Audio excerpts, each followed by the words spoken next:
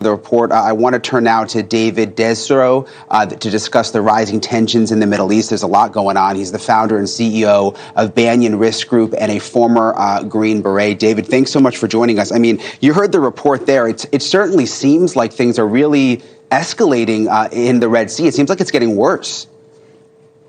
Yeah, thanks for having me, Brian. I think a couple things you got to remember is Hamas's goal with this regional conflict and Iran's proxy usage is to create international pressure on Israel to stop what they're doing. So another major lever in this case is, of course, humanitarian aid, geopolitical, but now you're seeing business industries being affected where supply chain delays, price increases, and all that will infect major businesses like Maersk in the region. So I think what you're looking at is it's just another level for the proxy forces to add pressure to prohibit Israel's from continued punishment on the Hamas targets. Yeah, I think people forget, David, that so many of these conflicts are connected. And it was sort of a shock, at least to me, to wake up and read the headline that Israel's going to start pulling thousands of troops out of Gaza starting this week. I mean, did that surprise you? Were you expecting it?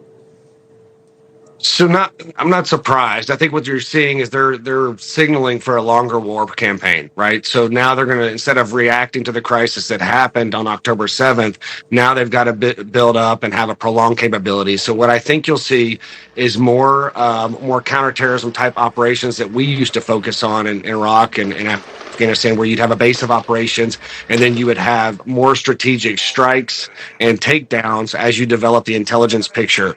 It's still very dense in urban environments, so having them understand what's going on in the region will help them limit the civilian casualties as they move forward.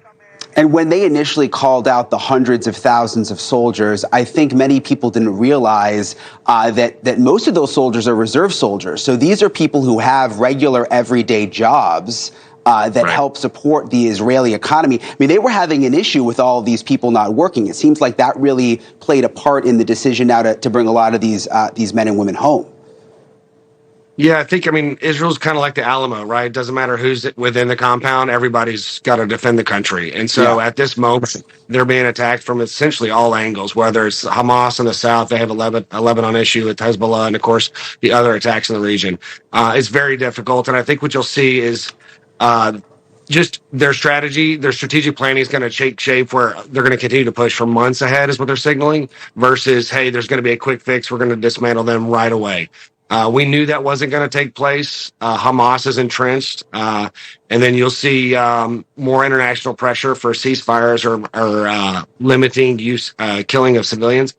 But I think you'll see Israel continue to push because, Israel's the one that had the 1,200 dead, the attack on innocent civilians, the rape and savage brutality against women and children. So I think their plan is not going to be that impacted by international pressure, even though internationally that's what they want to see happen. UN, Red Cross, ceasefire across the board. Yeah, and it does seem like a lot of people forget how all of this started. So I appreciate you bringing that up. But you mentioned that Hamas is entrenched. I mean, are they wiping a lot of them out? Where do things stand at this point? Because, we get the updates every day, but it's hard to sort of know the big picture here. Is this going to go on for a year, for years, for months? Certainly. I think it's more of an ideology, right? Hamas is not a person. It's not a leader. It's an ideology across the board. When we wiped out ISIS in 2017, it's back, right? It's come back, and it's more of an ideology in the same ways here.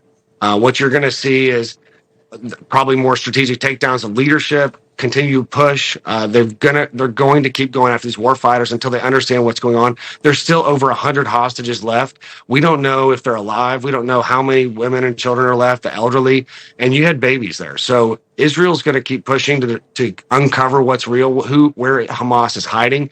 But at the end of the day, this is a prolonged effort that'll be on the horizons for them for years, I believe. Yeah, just yesterday, I believe Israel gave the number of, they say still 129 hostages there.